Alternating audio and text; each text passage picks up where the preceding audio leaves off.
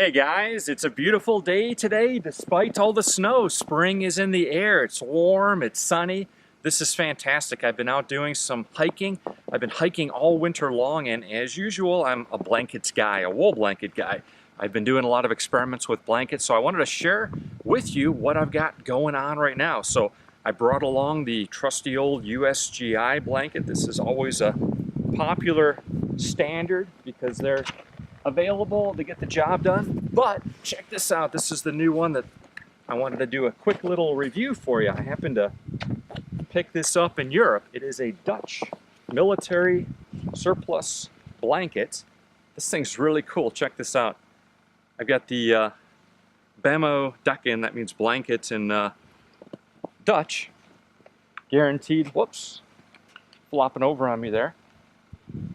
Let's open it up. Here we go.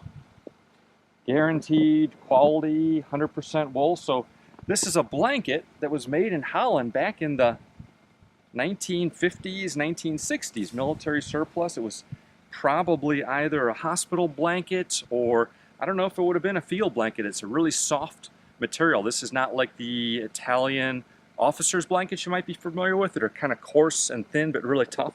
This is more of a softer feel.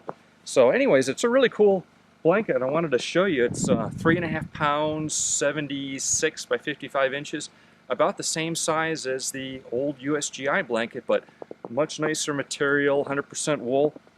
The deal with these military surplus blankets, especially from Europe, when you see them, that's when you want to get them. There's been a lot of great ones made. Every country's made fantastic ones in Northern Europe. In the last 5-10 years, they've been drying up because all the bushcraft guys are really getting into them. So if you see any European blankets out there, grab them. Many of you are familiar with the old USGI blankets, so I'm going to use that as a point of reference to compare it to this Dutch blanket.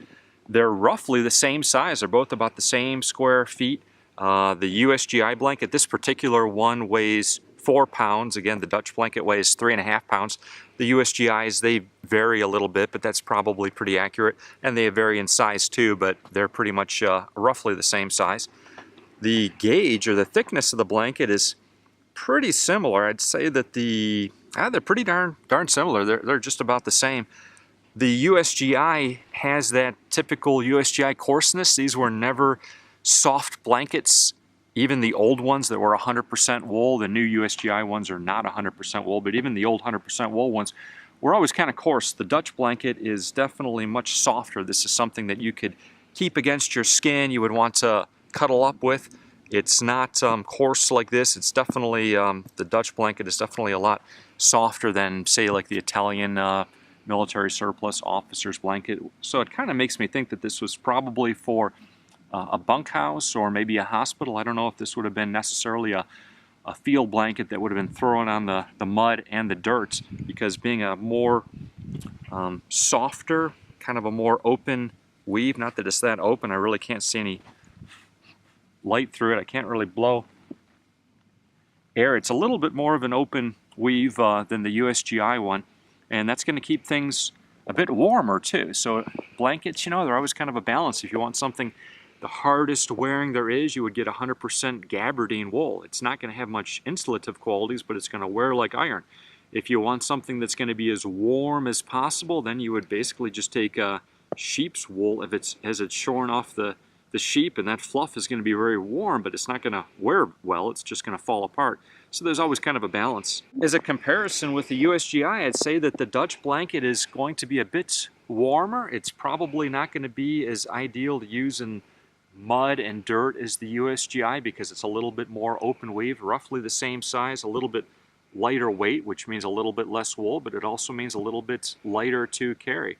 All in all, it's a really neat blanket. I'm excited to continue to experiment with this and try with it. I think a nice combo is going to be I like to carry 2 blankets anyways, keep the USGI on the ground as sort of my ground mat, and then use the Dutch blanket as one that I can cozy up with because it does feel nice against the skin, and it's going to have a little bit better insulative properties than a denser woven wool blanket. So as a 2-blanket system, I think that this is going to work great. I'm going to do some more testing with it, and I will keep you guys posted.